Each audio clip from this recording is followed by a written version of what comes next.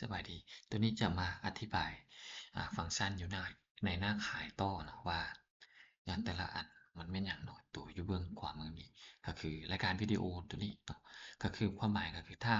วิดีโอไลฟ์สดนี่ถ้าเราไลฟ์สดอยู่ปัจจุบันนี่เนาะแล้วเราอยากเบิ่งว่าลูกค้าคอมเมนต์หยังเนาะคอมเมนต์อยู่หยังคอมเมนต์หยังแล้วคอมเมนต์ติดบ่แล้วเราต้องการดึงช่วยลูกค้าอยู่ในขณะที่เราไลฟ์สดอะเนาะให้เรามาติ๊กตัวรายการวิดีโอนี่แล้วก็ติ๊กใส่ตัวนี้เนาะ ติ๊กใส่ตัวไลฟ์สดปัจจุบันนี่ถ้าเราไลฟ์สดอยู่ปัจจุบันขณะนั้นเนาะมันเราไลฟ์สดอยู่นั้นมันจะขึ้นหัวข้อที่เราตั้งชื่อหัวข้ออะไรเนาะขึ้นมาแล้วลูกค้าคอมเมนต์หยังมันจะขึ้นมานี่เนาะเราสามารถติ๊กชื่อกับเจ้าข้างหลายๆใส่กรอกตัวรูปนี้เนาะจะเป็นการดึงดูดลูกค้าเนาะส่วนตัวนี้รายการวิดีโอเนาะเวลาการดูนี่เราก็คือมาเบิ่งว่าโพสต์ใดตัวนี้สินะตัวนี้จะเป็นการรายการวิดีโอจะเป็นการดึงช่วยลูกค้าผ่านคอมเมนต์ที่ เราต้องการดึงช่วยลูกค้าย้อนหลังว่าสมมุติลูกค้าเราไลฟ์จบไปแล้วเนาะไลฟ์สดจบไปแล้วเราโพสต์ขายไปแล้วลูกค้าเอฟบ่ติดแล้วเราต้องการดึงช่วยลูกค้าย้อนหลังเนาะให้เรามาตัวที่รายการวิดีโอนี้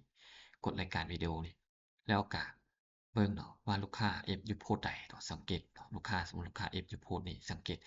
มันจะมีคอมเมนต์อยู่นี่เนาะตัวหนึ่งเราก็กดตัวนี้เราก็สามารถเบิ่งได้เลยว่าลูกค้าเอฟหยังสิว่านี่แล้วต้องการดึงช่วยเขาเราก็ติ๊กใส่ชื่อเขานี่มาลากใส่กรอกเนาะตัวอย่างถ้าเราต้องการว่าลูกค้าสมมุติลูกค้าบ่ได้ FU Post ตัวนี้แต่ไปFU Post น้อยเนาะต้องการเบิ่งว่าลูกค้า FU Post น้อยนี่เราต้องการดึกสวยเนาะให้กดตัวนี้เพิ่มเติมเนาะสมมุติเราโพสต์หลายรูปเนาะมีหลายรูปแล้วลูกค้ามาคอมเมนต์อยู่กล้องรูปน้อยรูปสุดรูปน้อยนี่เฉพาะเนาะสังเกตเราติ๊กตัวนี้มันจะขึ้นมากรอกตัวนี้เนาะวิธีดึงช่วยลูกค้าก็คือให้เรามาติ๊กใส่รหัสที่ลูกค้าต้องการ F ตัวอย่างลูกค้าต้องการ F รหัสตัว M2 เนาะสิใส่ M2 นี่รหัส เนาะให้เรามาติ๊กใส่รหัส A2 ปุ๊บเนาะเราก็ติ๊กใส่ชื่อเขาเจ้านี่ค้างไว้เนาะแล้วมาลากใส่กรอกนี่นะมันจะเป็นการดึงช่วยลูกค้าเนาะตัวนี้เราก็ดึงช่วยประมาณนี้แต่ถ้าจะเป็นประมาณนี้เนาะวิธีดึงการดูรายการวิดีโอเนาะแล้ววิธีการดึงช่วยลูกค้าเนาะมันจะอยู่ตัวไลฟ์เซตตัวเซตข้อความเนาะก็ให้เรามาตัวที่ตัวนี้เนาะ conversation net ตัวนี้ติ๊กหนึ่งถ้าเราเคยเซตกับลูกค้าเมื่อไหร่มันก็จะมาอยู่นี่เนาะ สมมุติตัวอย่างลูกค้าคนนี้ต้องพิมพ์มานะทางผ่านแชตเนาะต้องการแชตว่าแค่รู้มาว่าต้องการรู้ตัวนี้สินค้าตัวนี้ M&A เนาะเราต้องการดึงส่วนเขาเจ้าเลยจังซี้ล่ะต้องการลูกค้าต้องการ FU เนาะตัวนี้ MC นี่เราก็กดตัวเนาะ MC แล้วมาเบิ่งว่าลูกค้าคนใดที่ต้องการ F เนาะติ๊กตัวนี้เราจะเห็นข้อความพิมพ์เสร็จของเขาเจ้ามาอยู่นี่เนาะเราก็ติ๊กใส่ข้อความที่เขาจะนั่นเนาะลากใส่กรอกนี่มันก็จะเป็นการดึงช่วยลูกค้าเนาะ ซึ่งตัวนี้จะเป็นการดึงช่วยลูกค้าผ่าน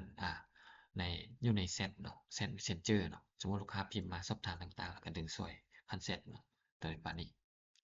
ส่วนตัวรายการดูทุกโพสต์นี่ก็เป็นการสมมุติเรามีการโพสต์ไปหรือไล่ไปจบแล้วเราบ่อยากให้ลูกค้ามา F อยู่โพสต์นั้นอีกซี้นะเนาะเราก็สามารถปิดเนาะ